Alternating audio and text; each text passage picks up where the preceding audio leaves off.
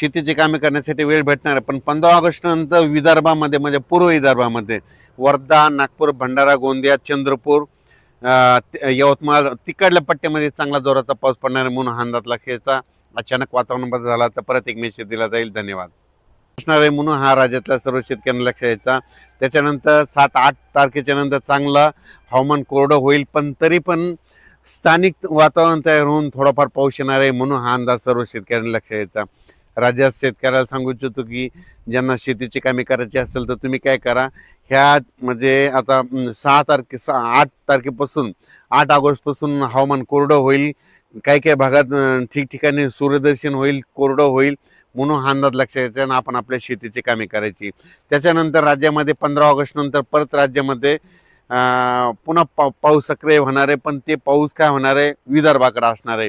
विदर्भात म्हणजे कुठं, विदर्भामध्ये वर्धा, नागपूर, भंडारा, गोंदिया, चंद्रपूर, यवतमाळ, गडचिरोली तिकडल्या पट्ट्यामध्ये राहणार आहे. म्हणजे पूर्व विदर्भामध्ये ते पाऊस असणार आहे म्हणून अंदाज तो सर्व शेतकऱ्यांना लक्ष द्यायचा. तसेच कोकणपट्टी, नाशिक, कोल्हापूर, त्याच्यानंतर पुणे ह्या पट्ट्यात काय होईल, आणखीन 2-3 दिवस सरी मात्र चालूच राहणार. काही ठिकाणी जोराचा पाऊस पडेल, 10 मिनिटाचा, 20 मिनिटाचा, अर्ध्या तासाचा असा पाऊस चालूच राहणार आहे म्हणून अंदाज त्या शेतकऱ्यांना लक्ष द्यायचा. त्याच्यानंतर इकडं मराठवाड्यामध्ये परभणी, लातूर, हिंगोली, त्याच्यानंतर नांदेड, संभाजीनगर, जालना, धाराशिव, लातूर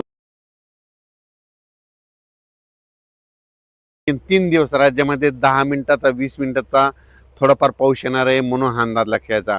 खूप काय मोठा नसणार आहे म्हणून हा राज्यातल्या सर्व शेतकऱ्यांना लक्ष द्यायचा. त्याच्यानंतर 7-8 तारखेच्या नंतर चांगलं हवामान कोरडं होईल, पण तरी पण स्थानिक वातावरण तयार होऊन थोडाफार पाऊस येणार आहे म्हणून हा अंदाज सर्व शेतकऱ्यांना लक्ष द्यायचा. राज्यात शेतकऱ्याला सांगू इच्छितो की ज्यांना शेतीची कामे करायची असेल तर तुम्ही काय करा, ह्या म्हणजे आता 8 तारखेपासून 8 ऑगस्टपासून हवामान कोरडं होईल. काही काही भागात ठिकठिकाणी सूर्यदर्शन होईल, कोरडं होईल म्हणून हा अंदाज लक्षात घ्यायचा आणि आपण आपल्या शेतीची कामे करायची. त्याच्यानंतर राज्यामध्ये 15 ऑगस्ट नंतर परत राज्यामध्ये पुन्हा पाऊस सक्रिय होणार आहे, पण ते पाऊस काय होणार आहे विदर्भाकडे असणार आहे. विदर्भात म्हणजे कुठं, विदर्भामध्ये वर्धा, नागपूर, भंडारा, गोंदिया, चंद्रपूर, यवतमाळ, गडचिरोली तिकडल्या पट्ट्यामध्ये राहणार आहे. म्हणजे पूर्व विदर्भामध्ये ते पाऊस असणार आहे म्हणून अंदाज तो सर्व शेतकऱ्यांना लक्ष द्यायचा. तसेच कोकणपट्टी, नाशिक, कोल्हापूर, त्याच्यानंतर पुणे ह्या पट्ट्यात काय होईल, आणखीन 2-3 दिवस सरी मात्र चालूच राहणार. काही ठिकाणी जोराचा पाऊस पडेल, 10 मिनिटाचा, 20 मिनिटाचा, अर्ध्या तासाचा असा पाऊस चालूच राहणार आहे म्हणून अंदाज त्या शेतकऱ्यांना लक्ष द्यायचा.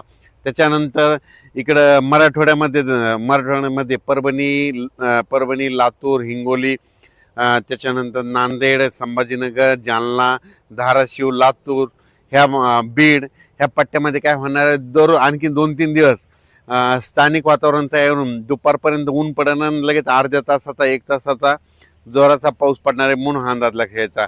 त्याच्यानंतर उत्तर महाराष्ट्राकडे काय होईल, अशा सरी नाशिक जिल्हा, नंदुरबार, धुळे, जळगाव तिकडे देखील काय होईल, दुपारपर्यंत अशा सरी चालूच राहतील आणि त्याच्यानंतर दुपारनंतर ऊन पडल्याच्यानंतर पुन्हा एक अर्ध्या 1 तासाचा पाऊस जोराचा पडणार पुन्हा हा अंदाज लक्षात.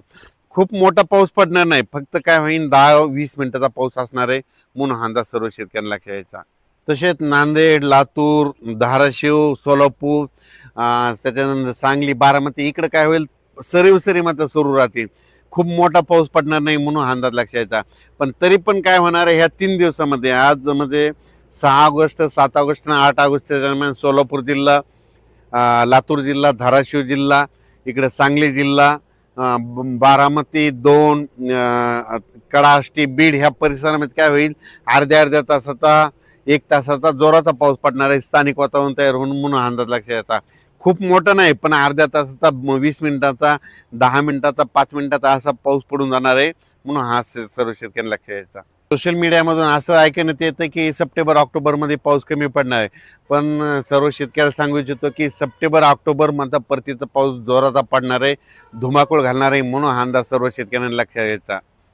त्यानंतर एक अशी बातमी आली की टेम्परेचर वाढणार, उलट टेम्परेचर वाढल्यामुळे फायदा होणार आहे. जितकं टेम्परेचर वाढेल त्यावेळेस काय होतं, उष्णता वाढते. उष्णता वाढली की हवेचे कमी दाब तयार होतात. कमी दाब तयार झाले की वारे जास्त दाबाकडून कमी दाबाकडे येत असल्यामुळं राज्यातला पाऊस वाढणार आहे. पण सर्व शेतकऱ्याला आणखीन एक सांगतो, महाराष्ट्राला 2 समुद्र आहेत, अरबी समुद्र आणि बंगालच्या खाडीचा समुद्र.